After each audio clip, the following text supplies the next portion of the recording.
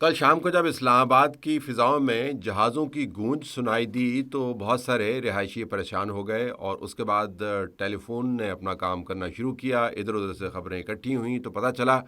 کہ اسلام آباد کے بعض علاقوں میں، ایک علاقہ وہ بھی ہے جہاں سے ہم یہ براڈ کاسٹ کر رہے ہیں آپ کے لیے، وہاں پر ڈرونز پائے گئے، اور پاکستان کی فضائیہ نے ان ڈرونز کو تباہ کر دیا۔ پھر خبروں کے اندر حتمیت آتی گئی، اور ڈرونز کی باقاعدہ تصویریں جاری ہوئیں جو اس وقت آپ کو نظر آ رہی ہیں۔ پھر اس کے ساتھ علاقوں کا بھی بتایا گیا کہ کن کن علاقوں پر یہ ڈرونز آئے تھے۔ جب تک یہ معلومات نہیں آئی تھیں تب تک ہر طرف چہمہ گوئیاں تھیں، کیونکہ اسلام آباد کے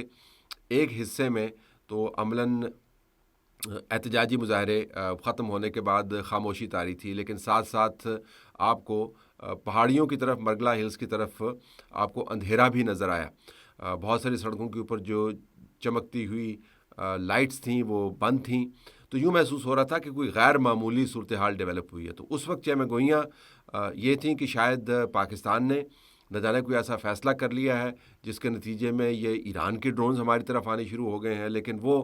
جو غلط فہمی ہے وہ جلد دور ہو گئی، اور پتہ یہ چلا کہ افغانستان کی طرف سے ڈرونز آئے ہیں۔ پھر پتہ چلا کہ ڈرونز بہت بڑی تعداد میں نہیں ہیں اور کم ہیں۔ پھر یہ پتہ چلا کہ ڈرونز کم تو ہیں، لیکن پاکستان کے مختلف اور شہروں کے اندر بھی ان ڈرونز کے ذریعے حملہ کرنے کی کوشش کی گئی ہے۔ پھر جب تمام تصویر بن گئی تقریباً 3-1 گھنٹے میں، تو پتہ چلا کہ یہ افغانستان کی طرف سے ایک کامکازی ڈرونز جن کو کہا جاتا ہے، جو کسی خاص ہدف کی طرف ٹارگٹ کر دیے جاتے ہیں اور اس کے بعد ان کو ان کے اوپر چھوڑ دیا جاتا ہے۔ اگر اس ہدف تک وہ پہنچ پائیں تو وہ وہاں پہ گر جاتے ہیں، لیکن اگر رستے میں انٹرسیپٹ ہو گئے تو ان کو نیویگیٹ نہیں کیا جا سکتا، اور یہ بہت ہی سستے قسم کے ڈرونز ہیں۔ جب ہندوستان پاکستان کی جنگ ہوئی تھی تو ان کا ایک نسبتاً بہتر ماڈل ہندوستان کی طرف سے پاکستان کے اندر دھکیلا گیا تھا، جس نے بعض جگہوں پر نقصانات بھی کیے، اور ہمارے شہریوں کی ہلاکتیں بھی ہوئیں، لوگ زخمی بھی ہوئے، لیکن خوف و ہراس بہت پھیل گیا۔ یہ جو 2 لفظ میں نے استعمال کیے ہیں، خوف و ہراس، بنیادی طور پر یہ جو جنگ کا نیا فارمیٹ بن گیا ہے، یہ خوف و ہراس پیدا کرنے والا فارمیٹ ہے۔ جو افغانستان کی طرف سے بیان آیا اس کے اندر آپ کو ظاہر ہے سچ تو کیا تلاش کرنا ہوگا، جھوٹ ہی جھوٹ ملے گا، لیکن وہ بھی اس خوف و ہراس کو پھیلانے میں افواہوں کے ذریعے معاونت کا باعث بن رہا تھا۔ تو آپ دیکھ سکتے ہیں کہ ڈرونز کا یہاں پر آنا، ڈرونز کو شوٹ ڈاؤن کرنا، 3-4 گھنٹے کی سراسیمگی، اس کے اندر چہمہ گوئیاں، اس کے اندر ریومرز، مختلف قسم کی خبریں، مختلف قسم کے تجزیے، social media network activate ہو گیا، واٹس ایپ گروپس ایکٹیویٹ ہو گئے، اس کے ذریعے جو خوف و راز پھیلا وہی اس کا حتمی مقصد ہے۔ اور اب اس کے بعد ہونے والے واقعات نے ثابت کیا کہ یہ کوآرڈینیٹڈ تھے، ادھر سے ہم یہ حرکت کریں گے اور ادھر سے ہم یہ بیان جاری کریں گے فیک نیوز کا، کہ جس طرح ہماری کوئی فضائیہ بھی ہے، جس فضائیہ نے پاکستان کے کئی ٹارگٹس کو نشانہ بنایا ہے اور ہم نے بڑی کامیابی حاصل کی ہے۔ تو یہ آپ کو کوآرڈینیٹڈ ایفرٹ نظر آتی ہے۔ اب دلچسپ بات یہ ہے کہ یہ کوآرڈینیٹڈ ایفرٹ کیا ایک رد عمل ہے ان سٹرائکس کا اور ان کاوشوں کا جو پاکستان اپنے بارڈر کو مستحکم کرنے کے لیے کر رہا ہے، اور افغانستان کے اندر یہ کارروائیاں جاری ہیں جس کے نمبرز آپ کے پاس روزانہ آتے ہیں۔ ایک جھلک آپ یہ بھی دیکھ لیجئے، جو لیٹسٹ نمبرز آپ کو نظر آ رہے ہیں، کیا یہ اس کا رد عمل ہے اور کیا یہ کسی بڑے لائے عمل کا حصہ ہے؟ تو میں آپ کو بتا سکتا ہوں کہ جس قسم کی یہ ڈرلز کر رہے ہیں، وہ ڈرلز دیکھنے کو تو آپ کو لگے گا کہ ان کے پاس کچھ اور کرنے کو نہیں ہے، خبر چلانے کو نہیں ہے، تو یہ اس قسم کے ڈرونز بھیج کے ساتھ اس قسم کا پروپیگنڈا فیک بھجوا کے ایک سراسیمگی پیدا کرتے ہیں، اور لوگ پھر اگلے 2 دن یہ سوچتے رہتے ہیں کہ نہ جانے آج کیا ہوگا اور نہ جانے کل کیا ہوگا۔ تو غیر یقینی کی جو صورتحال وہ پیدا کرتے ہیں۔ لیکن اگر آپ اس کو گلف میں ہونے والے واقعات کے ساتھ جوڑ کے دیکھیں تو آپ کو پتہ چلے گا کہ ڈرونز بنیادی طور پر جو غیر مساوی جنگ کا نیا طریقہ بن گیا ہے جو ایران نے اپنایا ہوا ہے، جس کو اے سیمیٹرک وارفیئر کہتے ہیں، اس کے اندر بہت ہی مؤثر کردار ادا کرتے ہیں۔ اگر امریکہ کو کسی جنگی تیاری کی ضرورت نے آن لیا ہے تو وہ ضرورت یہ ہے کہ انہوں نے یہ تیاری کیوں نہیں کی کہ ایران کے جو ڈرونز ہیں، مختلف قسم کے ڈرونز، ان کا کوئی تدارک کیا جائے۔ انہوں نے اینٹیسپیٹ نہیں کیا تھا کہ ایران کی طرف سے جو ڈرونز آئیں گے وہ اتنی تباہی مچائیں گے. اب تو ان کے پاس ایسے ڈرونز بھی ہیں جو زیر آب کام کرتے ہیں، یعنی آب دوزی ڈرون ہیں، جن کے ذریعے اسٹریٹ آف ہرمز کو انہوں نے کنٹرول کیا ہوا ہے اور شپ اور آئل ٹینکرز کو وہ ہٹ کر رہے ہیں، اور بڑے سائز کے بھی ہیں، زیادہ ایمونیشن بھی وہ کیری کرتے ہیں. تو ان ڈرونز نے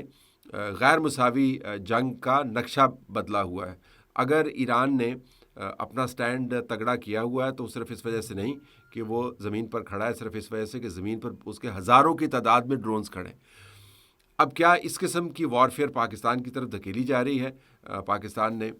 یہ وارفیئر ڈرون والی ہوتے ہوئی دیکھ لی. ہم نے یہ دیکھ لیا کہ انڈیا کیا کام کر سکتا ہے.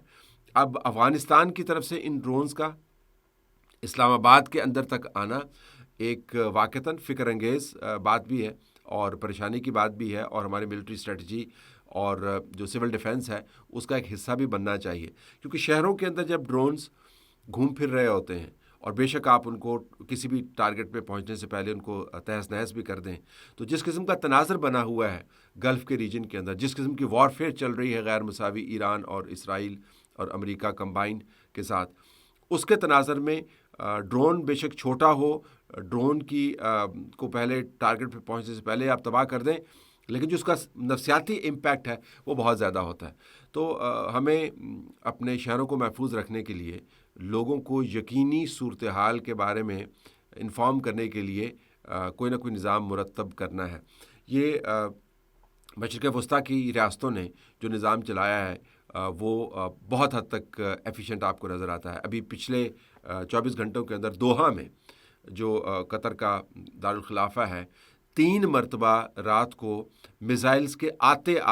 انہوں نے موبائلز کے ذریعے الرٹس جاری کیے، اور وہ الرٹس ایسے ہیں کہ آپ کا اگر موبائل بند بھی ہے تو پھر بھی موبائل چیخنے لگ جاتا ہے، الارم کی طرح ہے. تو انہوں نے الارمز کے ذریعے 3 مرتبہ بعض حصوں میں ریزیڈنٹس کو بتایا کہ آپ نے شیلٹر میں جانا ہے، اور ساتھ انہی الارمز کے ذریعے یہ بھی بتایا کہ اب حالات ٹھیک ہو گئے ہیں، آپ نارمل واپس آ جائیں. تو آپ کو لگتا ہے کہ اس سے پینک زیادہ پھیلتی ہے، لیکن معلومات اگر آپ بر وقت پہنچا دیں تو غیر یقینی کی صورتحال جب ہو رہی ہوتی ہے اسی وقت ہوتی ہے، اس کے بعد نہیں ہوتی. اگر آپ یہ معلومات فراہم کرنے کا بر وقت طریقہ کار نہیں اپنائیں گے تو غیر یقینی کی صورتحال ہر وقت برقرار رہتی ہے. ہر گھنٹہ آپ کو غیر یقینی لگتا ہے، ہر دن آپ کو غیر یقینی لگتا ہے. اگر آپ کو یہ تسلی ہو کہ آپ کے موبائل سیٹس کے اندر کمیونیکیشن کا ایسا نظام موجود ہے کہ جو ہی کہیں سے کوئی خطرہ ایمرج ہوا تو آپ کو بتا دیا جائے گا، تو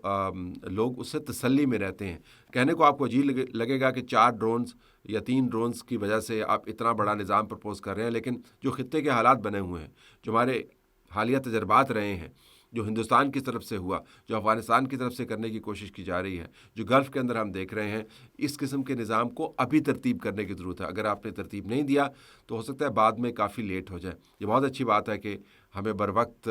رد عمل دیا اور ڈرونز کو گرا لیا، لیکن ڈرونز کا آنا، اسلام آباد کے گرد و نواح میں گھومنا اور پھر گر جانا، اور اس کے گرد جو بحث چلی، اس سے ہم بہت سارے سبق سیکھ سکتے ہیں.